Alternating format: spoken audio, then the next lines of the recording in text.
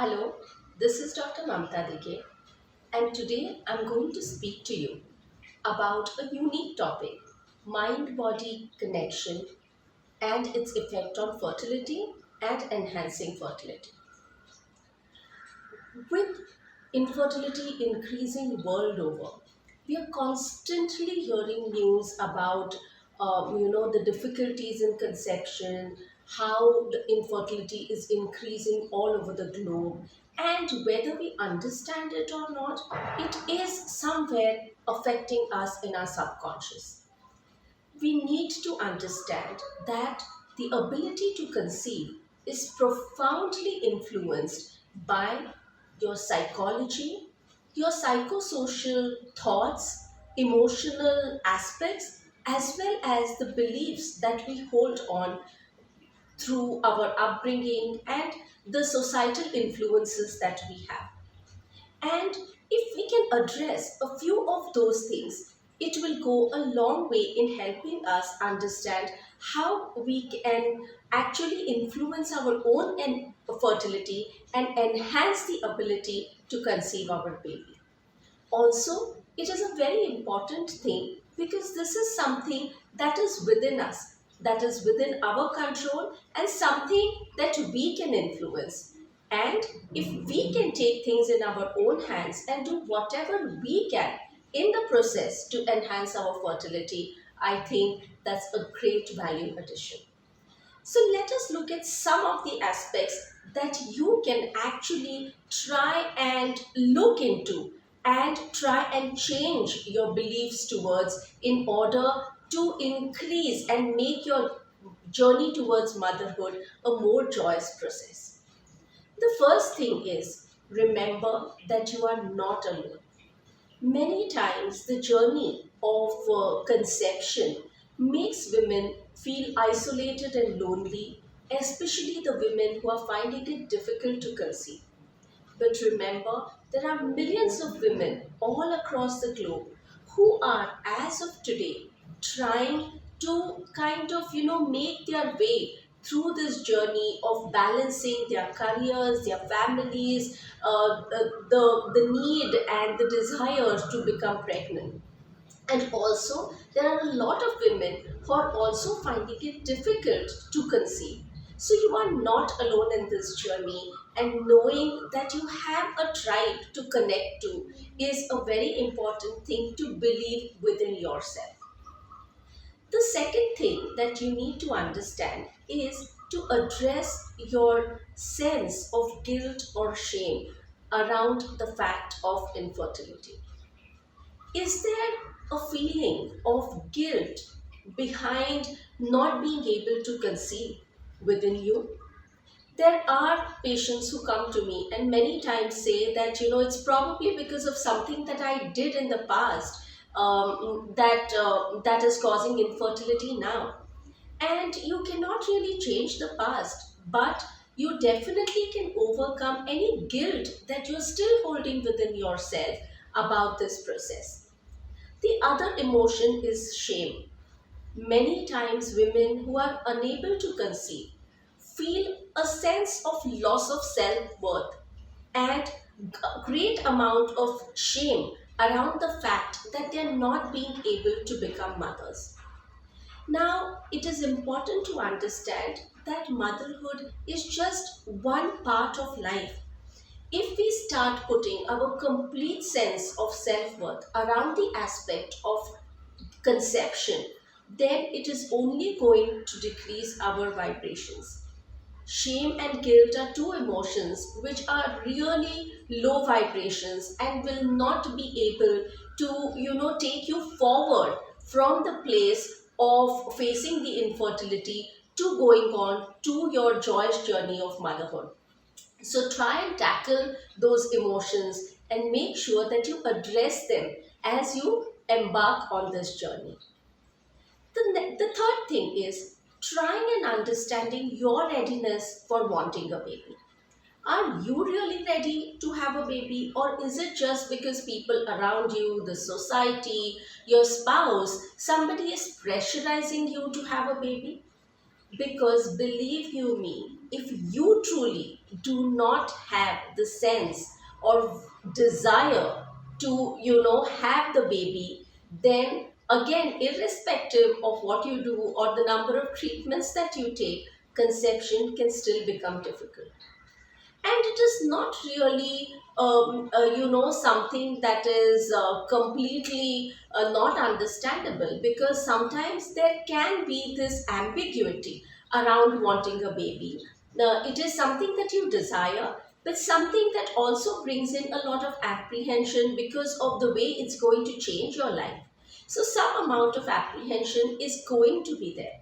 But if there is a deep fear about your ability to become a good mother, or some other aspects that are not helping you overcome it, then again that is something that you need to address, because there has to be a deep desire within yourself, your own self, for wanting to conceive. The next emotion that you must try and look into is that of envy, or refraining from any kind of social interaction. Many couples who come to me, many of the husbands tell me that she has stopped going, my wife has stopped going outside, she stopped interacting with a lot of her friends. Even if she steps outside and looks at babies, she feels sad and starts wondering, why me? Why is it me that I am unable to conceive? Now, whenever we let this emotion of envy or a feeling of sadness around something that you actually desire come over you, you're coming from a space of telling yourself that I do not have it. And this vibration is again going to bring in more of what you send out into your own life again. And that is why feeling happy around children, knowing that, as is within, so is outside, and therefore enjoying and, being happy, and giving that emotion of being happy for people around you, friends, families with children, and trusting that the same happiness that can also come into your life is also a very important thing. The next is your diet and water intake. Now, diet has been a word that has become so commonly used that sometimes it loses its importance. Diet is not just something that has to do with weight loss. Diet actually has to do with feeding your body with the correct and nutritious foods that will enhance the ability of every system in your body to be healthy and function in the most optimal way.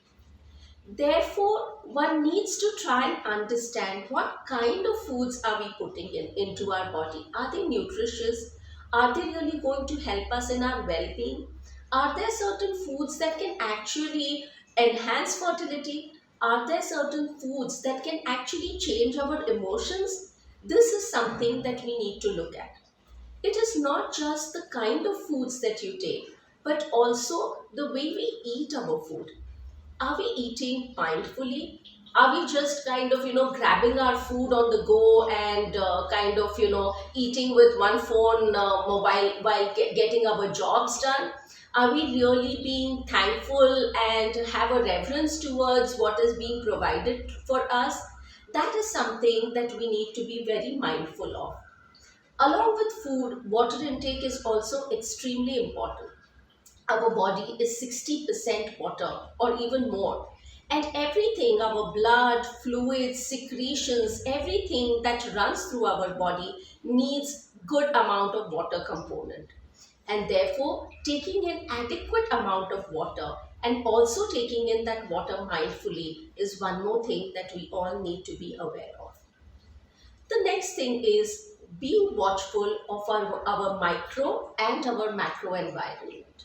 So, what is our micro environment? Our micro environment is what is within us and around us. So, how are our relationships? How is the atmosphere in our house? How is our interaction with our community? What do we really give out? Fertility is all about everything that is fertile.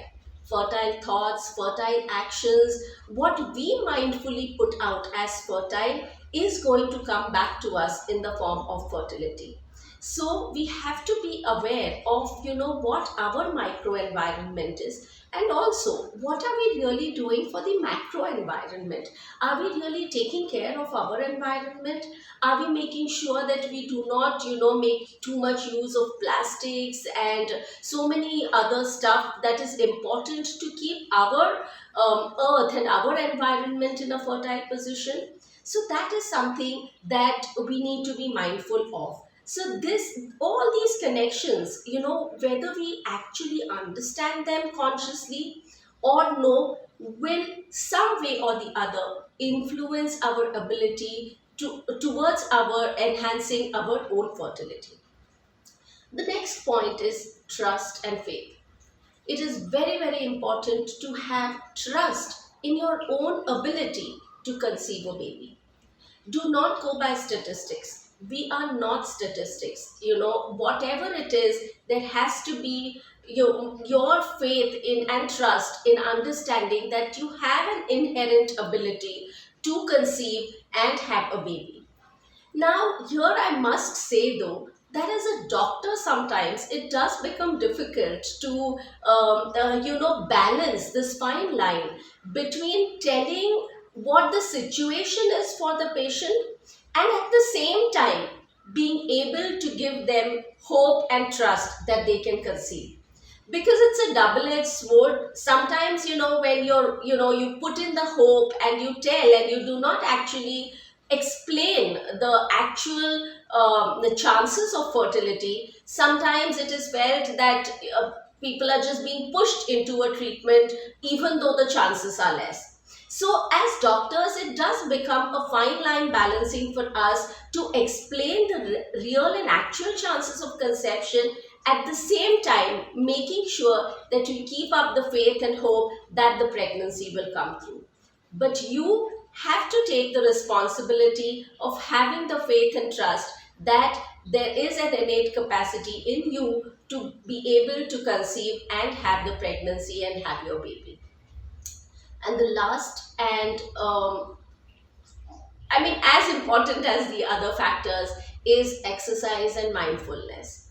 Now, again, exercise is not just, again, going to the gym and pumping weights and losing weight. It is not that.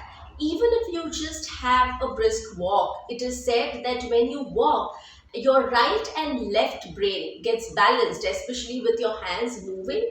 And that is why when we say that something is really stressing you out, go out and take a walk, because just the action of repeating your strides sometimes puts your right and left brain in balance, and therefore can take down a lot of stress that comes along with it. And therefore, having a good body mass index, doing a good exercise, some amount of aerobics, making sure that everything is running well in your body, your energy is flowing very well, is extremely important, and therefore take care of your exercise.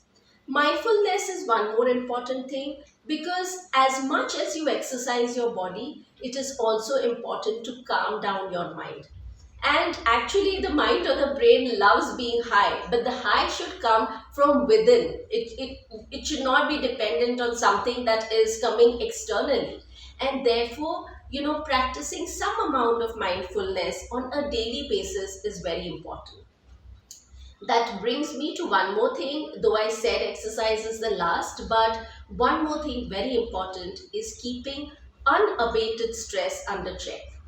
So, when there is complete and chronic stress, the two hormones that are constantly released in the body are adrenaline and cortisol. And because of these two hormones, the body is constantly in a fight or a flight mode. And because of this, all the other hormones which are important for reproduction go into an imbalance.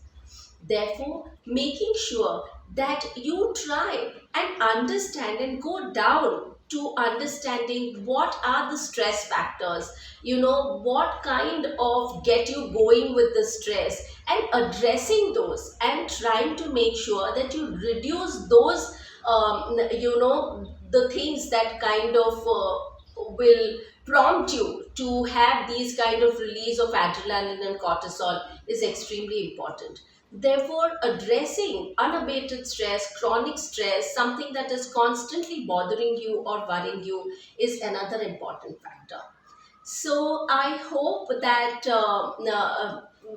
we can try and inculcate some of these practices in our day-to-day regime. These are all something that we can practice, and something that will not only help us enhance our fertility potential, but will also go a long way in helping us maintain a very healthy life, as well as help us heal under any other circumstances as well. Thank you, and I hope to see you again in some of our other episodes.